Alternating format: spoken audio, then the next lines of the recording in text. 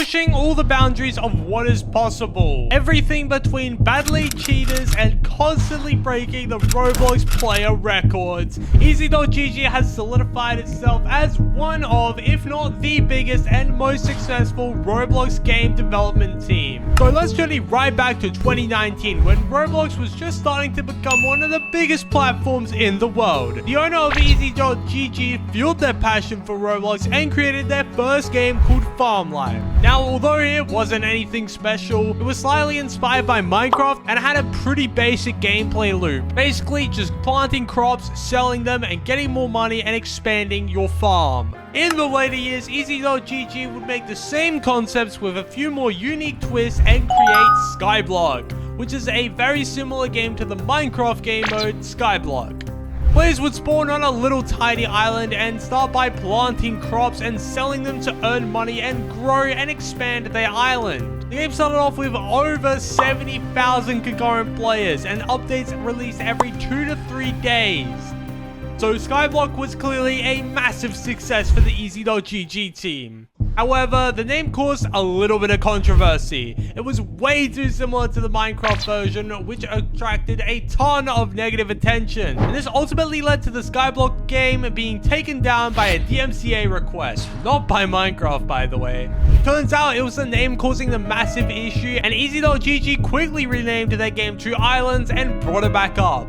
And despite the setbacks, EZ.GG continued to push and break the boundaries of what is possible on Roblox and becoming one of the most successful Roblox games to this day. However, it doesn't stop there. After around a year of islands being released, limited items were introduced and an economy was brought into the game. And these very rare items were only available for a very limited amount of time, so they were sought after by a lot of different players. However, with the rising price of these limited items in the game came the exploiters taking advantage of that and duplicating the item. Exploiters would start duplicating these limited items and selling them for really cheap, like any new player could get their hands on this island, which eventually crashed the economy of Roblox Islands, something that was keeping the game relatively stable at the time. The developers had been working really hard to combat these exploits and restore the game's economy. However, it just wasn't enough to keep the exploiters and the economy collapse. And this would end up being the downfall of Roblox Islands, with the game currently getting less than 10,000 players and peaking as low as 3,000 players. Fast forward to May 2021 and Bedwars would release, attracting a ton of different content creators like Tanker, Creekcraft, and a bunch of other content creators. And it looks like EZ.GG has finally done it. Now dominating the Roblox PvP niche, taking over Arsenal, the previous top holder, and now creating the biggest PvP game on Roblox to this day. Gaining over 100,000 concurrent players on release, the popularity of Bedwars shot up almost instantly. And this would only be the start.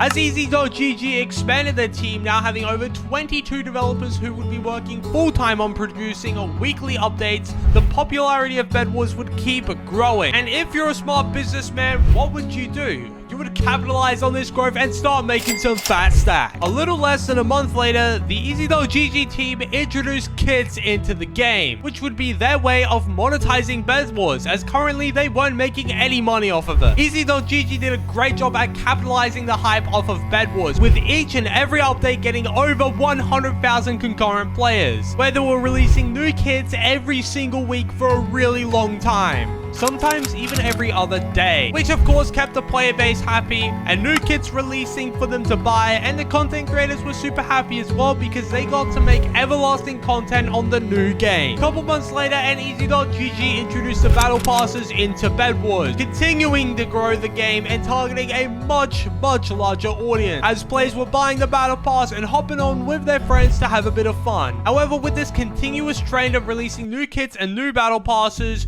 players would start to get a little bored, and this is, I guess, what you could call the downfall of EZ.GG. Now, I didn't mention this earlier, but it's pretty obvious that Islands has begun to update way less after Bedwars became their big breadwinner, causing the game to have a slow decline of player count as I mentioned earlier. And although the gameplay of Bedwars is fairly simple and would normally change every season, the players' expectations became so high that even the most craziest updates for Bedwars wouldn't hype up the player base for no longer than a week.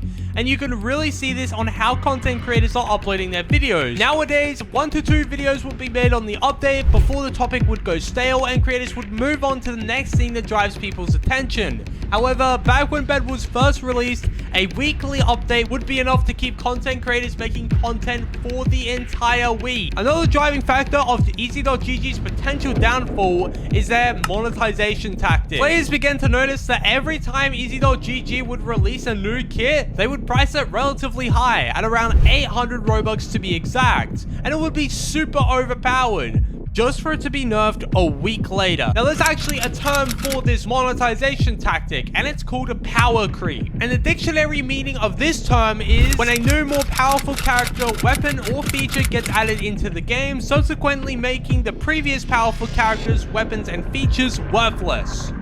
And we would continue to see this similar trend happen throughout the years of Roblox Bedwars. Although Easy.gg, in my opinion, has adopted this strategy quite well, since they do seem to be making quite a lot of money off of selling kits. However, it creates a quite negative experience for the players, since new overpowered kits cause a massive balancing issue for players, and in ranked game modes and casual game modes, leading the average player base to feel like they have to keep spending more and more money to keep up with the game's meta. Not a very good look for a Roblox game. In my opinion, this tactic damaged the reputation of the Easy.gg company, since players felt like they'll be taken advantage of, and leading to the term Bedwars is pay to win, which is a term we hear a lot in the Bedwars community. Now, I'm actually going to go back on my word here, and I think it's a little bit harsh to say that Easy.gg is having its downfall. However, with everything that I talked about into consideration, one or more of these things may lead to the ultimate decline of Bedwars over time. But on that note, there is one thing that can save Bedwars. Now, I'm sure that you guys are aware that there's a massive cheating problem on Bedwars. Well, they had a massive cheating problem on Bedwars. I'm sure you guys are aware of this new thing that's coming to Roblox called Bifron. Now, I'm sure at least one or more of you guys are aware of this new advanced Roblox anti-cheat system. But what makes Bifron so special for Bedwars? Well, Bifron actually uses AI technology to detect cheating behavior in games. It studies exploiters' behavior, so if you have a cheater in Bedwars, it'll just ban them instantly, meaning the cheats would constantly have to adapt to the ever-growing anti-cheat. All these Bedwars cheaters will be caught before they can even ruin the experience for innocent players. And the Roblox anti-cheat also detects a wide range of cheats, so most cheats right now are currently banned and blocked from Roblox. So get on Bedwars and play while you can. And what does this mean for Easy.gg? Well, the team will no longer have to spend countless hours battling exploits by advancing their anti-cheat and affecting innocent players, meaning they can spend more time on actual updates, and it may save the game from the evident downfall.